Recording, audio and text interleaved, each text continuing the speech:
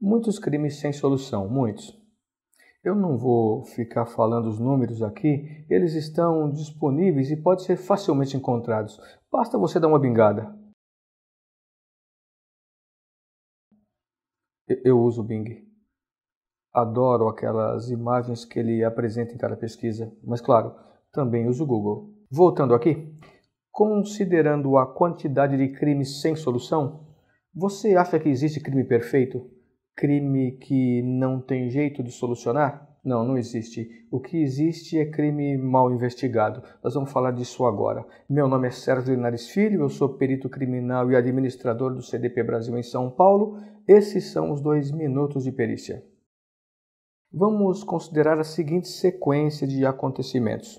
Primeiro, o crime acontece. Depois, alguém, qualquer pessoa, constata que o crime aconteceu e chama a polícia.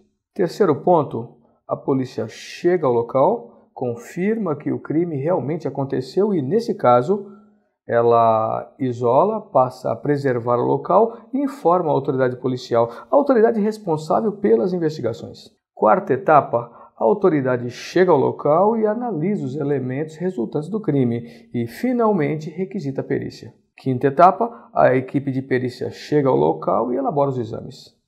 Bem, o processo não termina aqui. Tem muitas coisas depois disso, mas vamos analisar somente essas etapas e tentar entender por que a maioria dos crimes não são solucionados. Primeiro, vamos lá. Antes da chegada do primeiro policial, quando o local está aberto ao público, o público exagera e, via de regra, gera prejuízos para as investigações. Esse ponto é difícil, mas falta educação, falta conscientização, no sentido de que não se deve ingressar na cena de um crime. Segundo ponto, a polícia, via de regra, demora para chegar ao local. À parte as dificuldades, eu entendo, mas se a ideia é solucionar o crime, os vestígios têm de ser preservados. Então, é importante produzir mecanismos para chegar rapidamente ao local do crime.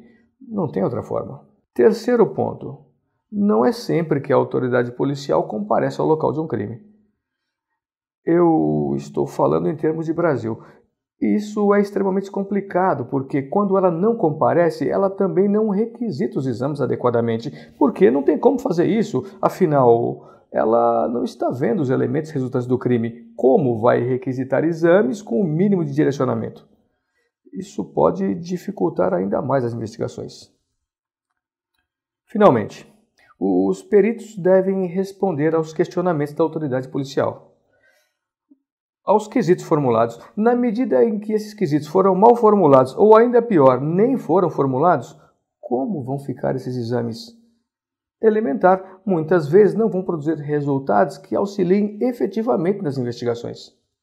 Então veja, o perito vai examinar um local que em regra vai estar debilitado quanto aos vestígios, em função da preservação. E depois realiza um exame cujo direcionamento não é sempre o mais adequado. Observem quantos fatores prejudicam as investigações como um todo. E eu falei somente das etapas até a perícia. Tem muitas etapas depois disso que, se eu for falar, nós vamos ficar aqui muito tempo. Mas a gente vai voltar nesse assunto. Se você gostou desse vídeo, deixe um like, compartilhe e, caso ainda não seja um assinante, assine o CDP Brasil. Aqui tem informação sobre perícia todos os dias. Se ficou alguma dúvida, deixe nos comentários, eu respondo rapidamente. E esses foram os 2 minutos de perícia de hoje.